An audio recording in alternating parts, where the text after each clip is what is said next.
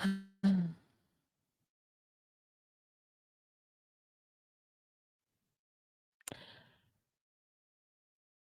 you believe that the woman on Who the F Did I Marry was targeted? I do. Hello. Welcome to the Black Eye Podcast. I'm your host, Michelle. I just came from binge watching the 50 part Did I Marry uh just like yesterday. I just finished the entire 50 part. And let me tell you, I believe that this man targeted this woman. I believe as soon as he saw her on the dating apps, he made it his business to insert himself into her life. He made it his business to take over, to impress her. He already knew what her standards were. He knew how he was going to treat her. He knew how he was going to make love to her. He knew how he was going to bring himself into her home.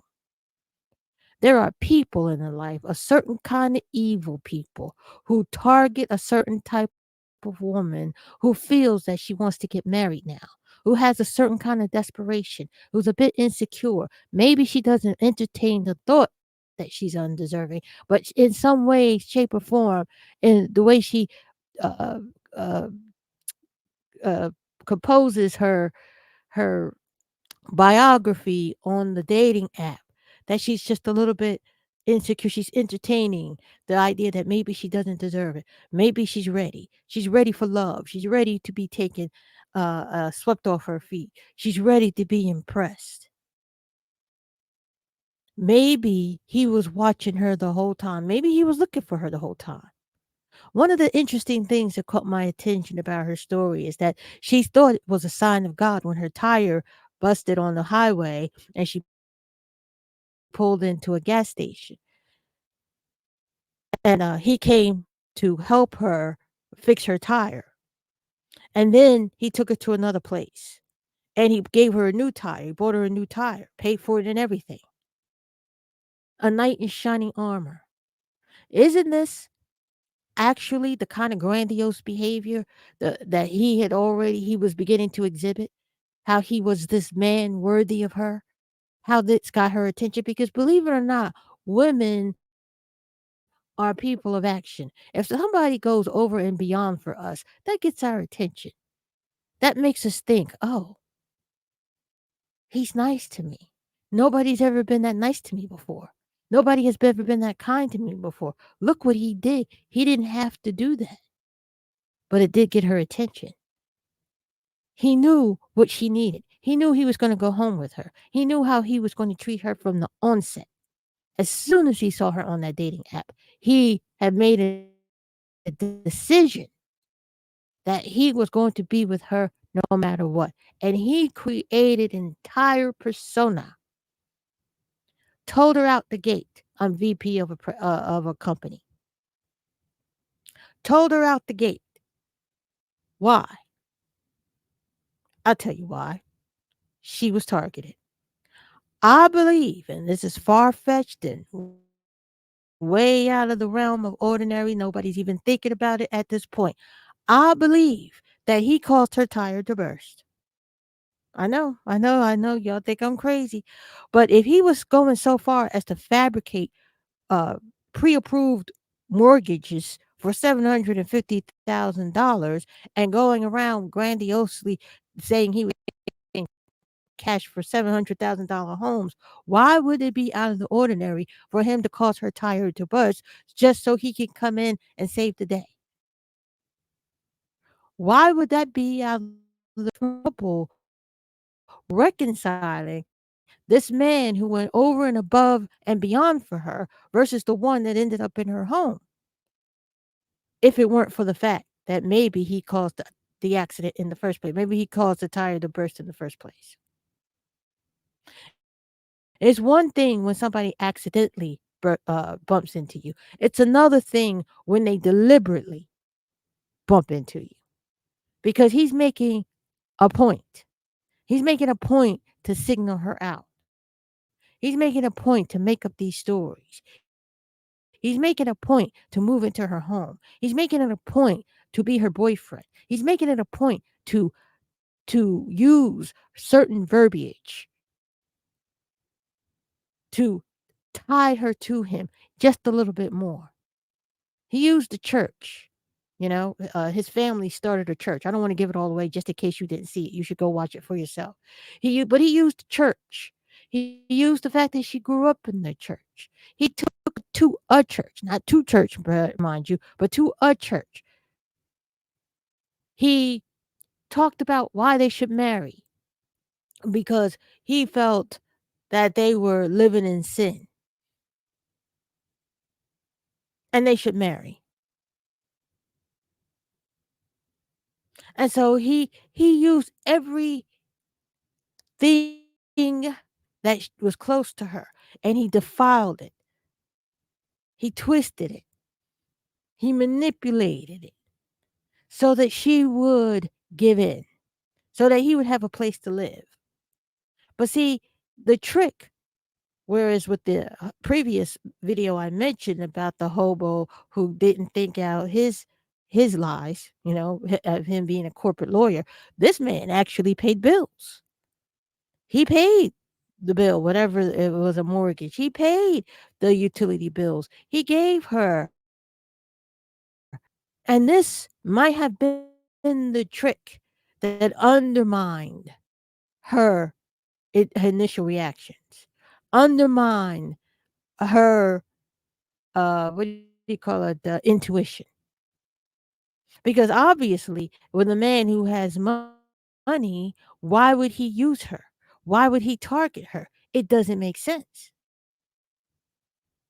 But again, why was he a pathological liar? I'm not going to go through the entire 50 parts. There are people out there who are going to go through each and every one and analyze it. I have not the energy to do that, but I did find an encapsulated version of about 9 minutes that'll give you a good idea of just how far he was willing to go to maintain the stories he told, the lies he told, just how much he fabricated this whole persona.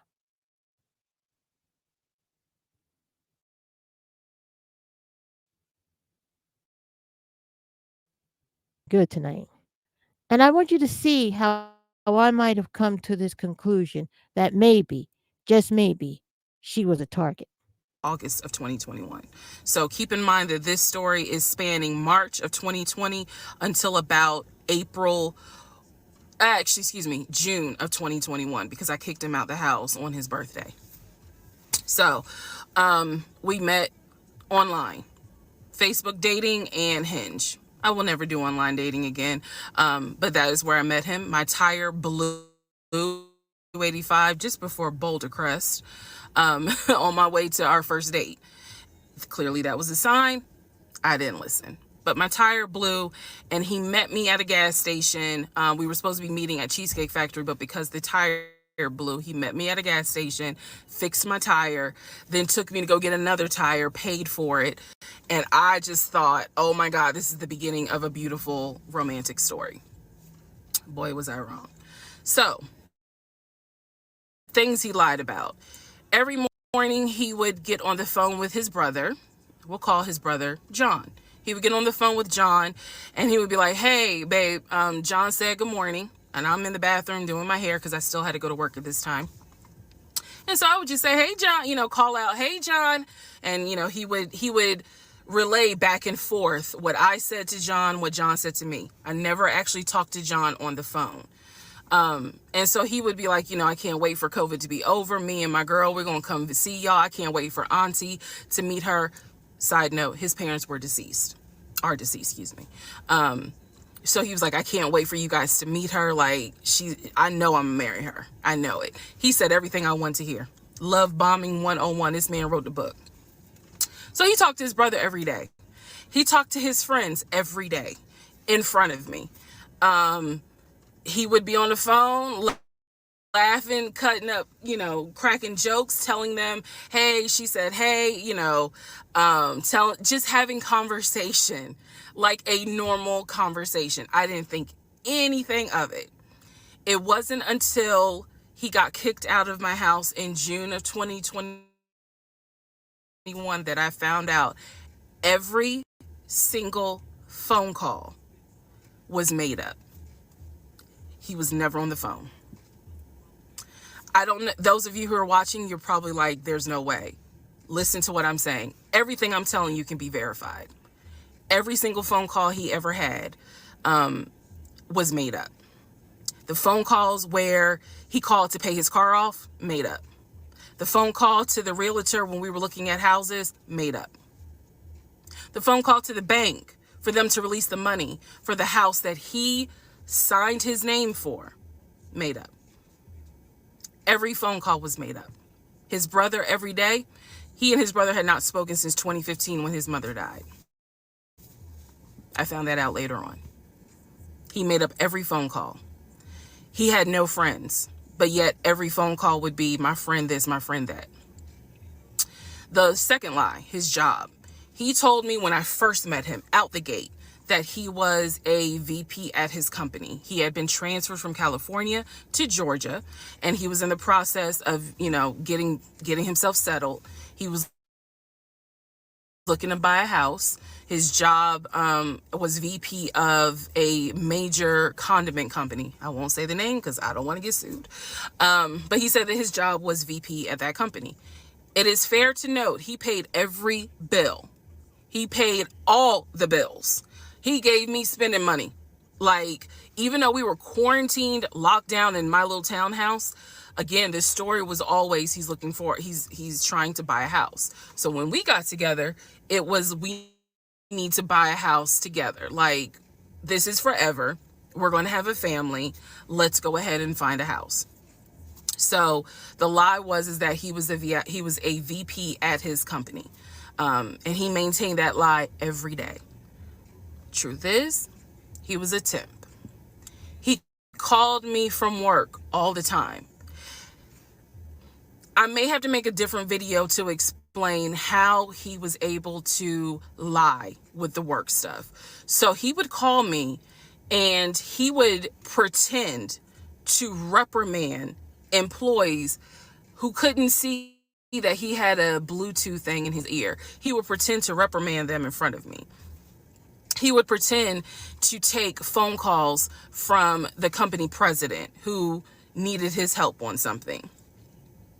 He forged emails that he showed me from the company president asking him, we need to get this up and running. We need to do this project. We need to do that.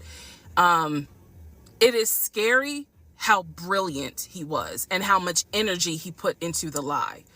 But he was a temp. He was a temp forklift driver. There's nothing wrong with a forklift driver. But he was pretending to be a VP. Third lie, housing. He told me he was looking to buy a house. We got together and we started looking at houses. I found a beautiful 5-bedroom, 6-bath house in Smyrna, Georgia that was gorgeous. It was brand new construction build. And I love the house. The house was listed for $699,000. He showed me paperwork from Chase Bank saying that he was approved for a mortgage for $750,000. Yeah. I watched as he put in an all-cash offer on this $699,000 house. I watched him sign his name to a legally binding document for an all-cash offer. The reason why the house fell through was because the builder did not want to finish the basement. We were requesting that the basement get finished. He did not want to, so he declined our offer and took the offer of another couple who didn't need the basement finished. That's the only reason why that house fell through. I see now where God's grace protected me. Because, well, it really protected him because legally I was not his wife. So I was not on the mortgage for that home. So third lie had to do with housing. Fourth lie had to do with um, baby. So I got pregnant, lost the baby. I was sad at the time. I am not anymore. But lost the baby, had to have a D&C. When I was in the hospital, the doctor called him to let him know, she'll be discharged because again, this is COVID, so you could not go in the hospital at the time when I had the surgery.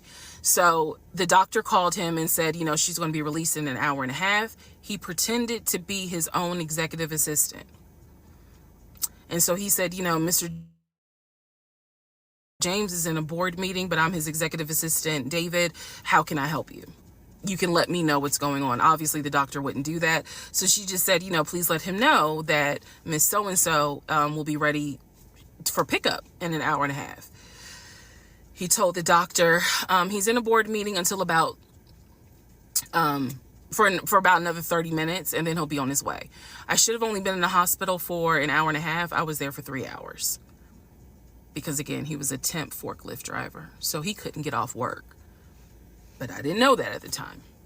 So those are just some of the things that my pathological lying ex-husband did. There's so much more. I have severe PTSD. And I know it's my fault. I know that I did not trust myself. I did not pay attention to the United Nations of red flags. I did not pray. And I am paying the consequences for that. So there's nothing anyone can say to me, girl, you was dumb. I was desperate. I wanted to be married. I wanted a family. And I thought it was my turn. And instead, I got pulled into something my brain could not even comprehend. And guess what, guys? What I just told you, it's only 5% of the story. So yeah, let me know if anybody knows somebody at Lifetime. And also, if any of you got any sort of gift cards for Stella Rosa Black, I'll take those as well. That's my story.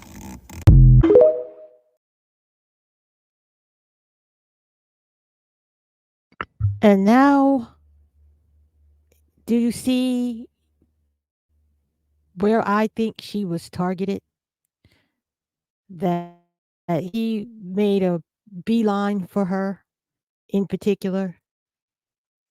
Um, yeah, I know it's far fetched. So let me know what you think. Do you see where he could have targeted her? He could have caused that accident. She's thinking that God was giving her a sign, and maybe, just maybe, how intricate he was, how he played this out all the way through to the end. Tell me what you think in the comments. Tell me, am I far fetched? Tell me, is this out of the realm of his character for what he exposed to her already? Let me know. Michelle, you are way off base. He was not that deep, but he was. Oh, Michelle, I don't know how he could have done that. You know something? Evil is present long before you ever know it's there. And I'm just saying, maybe she was targeted. That's it. Anyways, let me know what you think in the comments. Like the video, share the video. I'm always interested in the discussions, so please don't forget to comment. And I'll see you on the next one. Bye.